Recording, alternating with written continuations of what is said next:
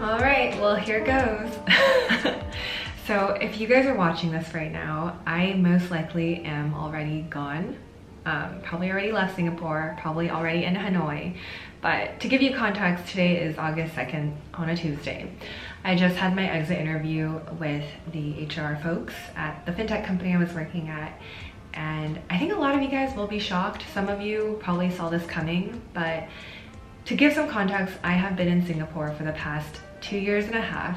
Came to Singapore on a tourist visa, like wanted to travel Southeast Asia. COVID hit, I was scrambling like my ass off to find a job, found a job, was there for a while, and then ended up just like hating it, and then was going to go back to the US. And then this job that I'm in now landed in my lap and I started doing it.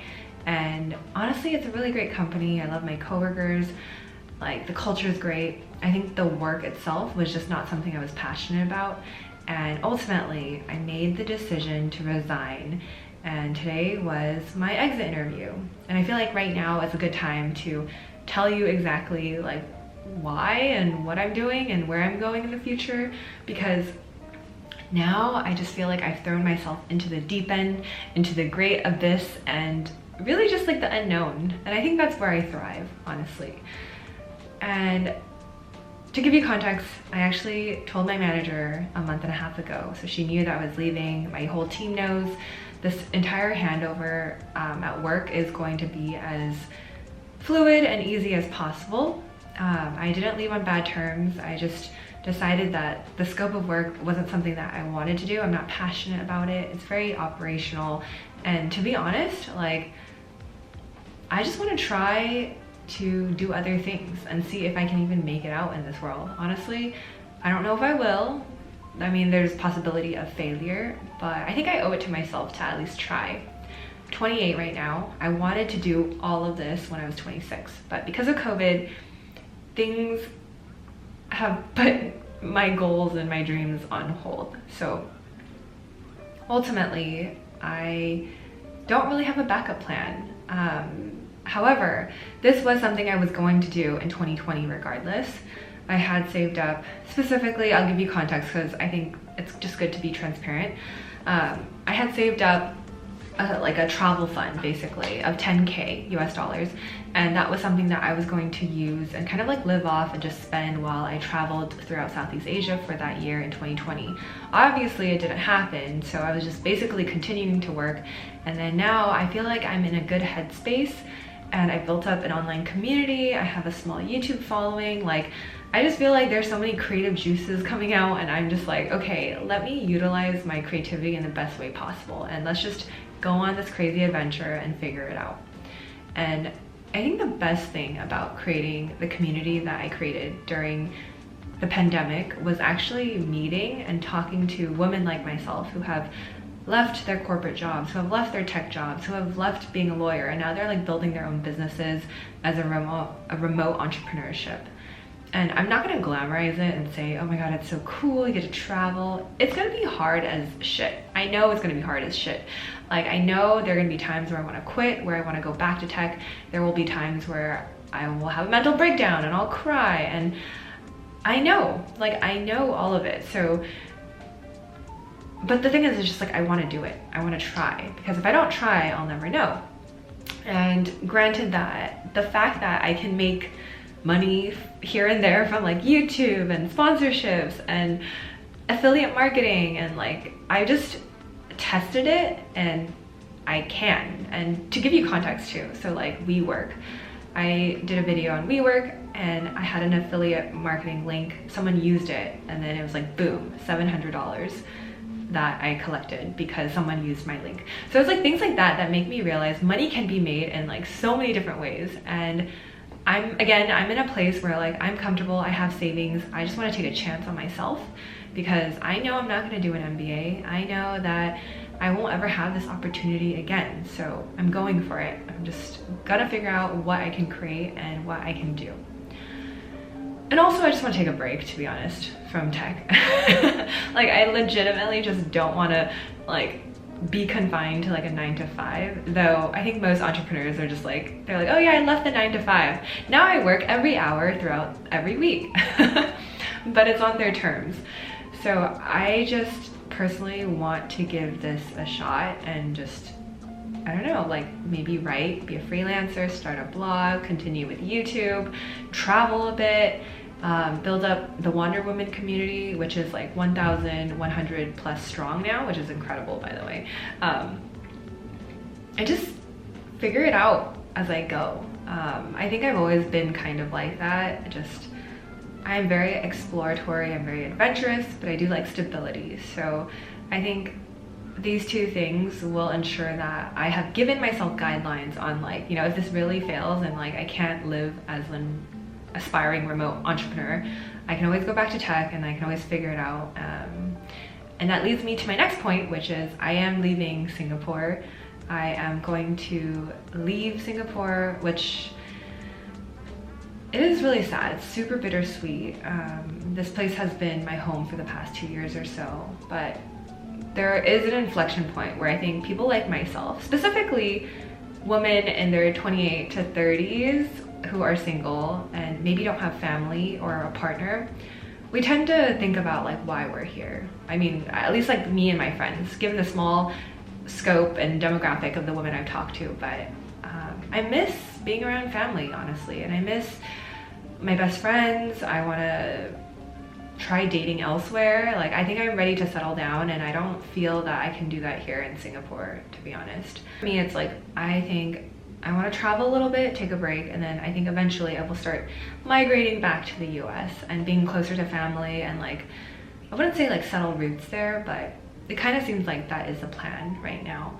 So yeah, there's just a lot more like intentionality now that I'm older, and it's like, it's so weird because a part of me is like, I am just giving up stability for my career, but then I'm also like trying to find stability within a place, which is like heading back to the States. I don't know if that's contradictory, but that's how my brain works. And again, I will figure it out like I always do. Yeah, I will say that I'm super excited. Like, I feel like a weight has been lifted off my shoulders because now it's like, wow, I have all this freedom, and now I get to define it and figure out exactly what it is that I want to do. And to give you context, like, the projects that I'm going to be working on and like focusing on are all the ongoing projects that I have now. I think my YouTube channel, ultimately, I'm going to pivot it into a more business channel. So unfortunately, less vlogs about my life, especially about my dating. I don't know. But I think I'll turn it more into like a business channel of like, you know, how much I'm making through these like odd jobs that I'm doing. You know, what I'm doing as a remote entrepreneur, or writer or freelancer or consultant. Like, these are things that I will show you in depth and give you context on. I think it's just fascinating. Like, I love watching other people from scratch and then they like build something. So I think I want to take you guys on that journey instead of like, you know, oh my god, this is what it's like, life in Singapore and blah blah blah. Like, I actually want to show you more around like what I'm actually building. So obviously the YouTube channel, expect it to turn into more of like a business channel, business vloggy channel, and like life advice, like things like that, and like remote working. And then the second thing I would want to focus on is actually like my writing. I do want to start a blog, and I know it's hard because blogs are really hard to maintain. Writing is hard to do, but I think I just want to like practice my writing skills a lot more. I think I'm writing more for myself rather than for other people. So I'm most likely going to start blogging more on thefangirl.com, and then the emilyfang.com website is going to be my portfolio where like I list all my projects on. I know it's super chaotic, but blogging on thefangirl.com.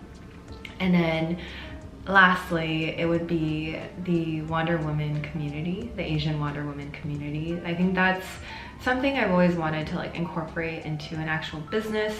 I need to talk to Ivy, my co-founder, about that, but I think that's something we can turn into like a media company of some sort, or like an overarching name or company that we can turn into like something bigger. So Obviously, there's a lot of flying pieces around, and I know I should probably just focus on one thing. So if you guys have any advice on how someone like me, who I dabble in so many things and I love doing 500 things at once, let me know if you have any tricks or tips on like how I should just like focus and like niche down. I think specifically like the YouTube channel, I do want to turn it into a business channel, and then I'll like also just work on like my projects and stuff.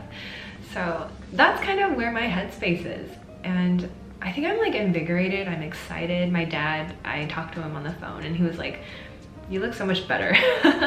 He was like, you look happier and you look like you slept more. And that's true. I have been sleeping a lot better, and I've been trying to just like take better care of myself.